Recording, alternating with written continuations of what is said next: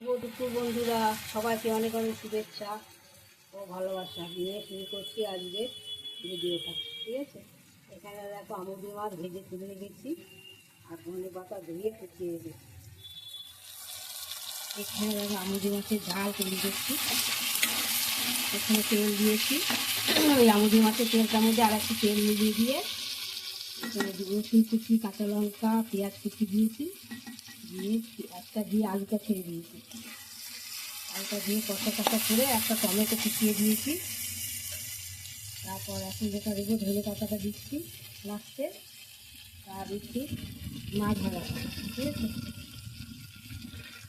মাছ ভাজাটা দিয়ে দিলাম।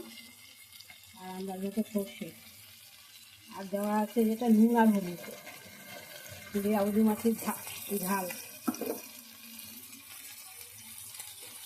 আউলি মাছের ঝালটা আমি এইভাবে নেড়ে চেড়ে কষাই করে নিয়ে তারপর নামিয়ে দেবো। টাটা।